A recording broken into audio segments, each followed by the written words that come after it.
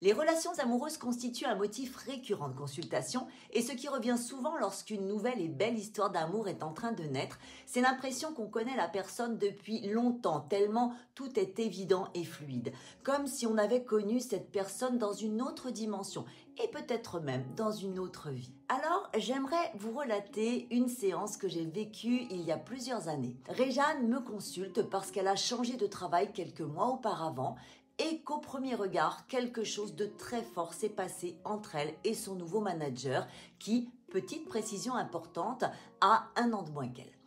Leur collaboration ne fait que confirmer cette irrésistible attirance qui, selon elle, vient de beaucoup plus loin, car ils ont vraiment l'impression de lire l'un dans l'autre comme dans un livre ouvert et de se connaître depuis une éternité au sens propre du terme. Le jour de la séance, c'était début août. Maxence est en route pour les vacances avec sa femme et ses 3 enfants.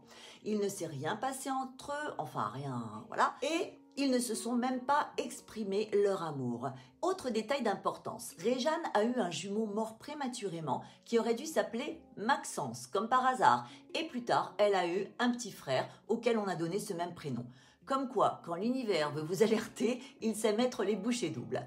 Ma première idée est donc que Réjeanne a fait un transfert de sa relation gémellaire impossible sur son manager. Sauf que ça, c'est mon mental qui me l'offre comme une évidence, mais que lorsque je me connecte à ma consultante, je suis entraînée instantanément sous la Révolution française en 1793.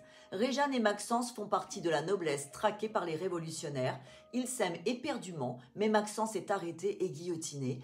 Réjeanne échappera à la terreur, mais mourra une vingtaine d'années plus tard sans avoir jamais pu faire le deuil de Maxence. Ce que je canalise aussi est que le jumeau perdu de Réjeanne était déjà ce même amour perdu qui tentait de rejoindre sa flamme jumelle en devenant son jumeau. Mais il avait dû se dire que c'était un mauvais plan pour vivre leur amour. Après, ça fait un petit peu inceste, hein. Donc, marche arrière le jumeau qui revient quelques mois plus tard dans une autre famille, mais avec le même prénom. Alors bien sûr, on va me dire que j'extrapole. Et moi, la première, je me dis que j'extrapole. Sauf que tenez-vous bien, et c'est véridique, Réjeanne me retéléphone 15 minutes après notre séance parce qu'elle est sous le choc. Depuis son trajet vers les vacances, Maxence vient de lui envoyer un SMS pour lui exprimer sa hâte de la revoir à son retour le 16 août, mais il le fait dans une formule qu'il juge sans doute plus élégante et chevaleresque, et il écrit dans son SMS « J'ai hâte de vous revoir le 16 Thermidor ». Et Thermidor, c'est le mois d'août dans le calendrier révolutionnaire. Qu'est-ce que vous voulez que je vous dise?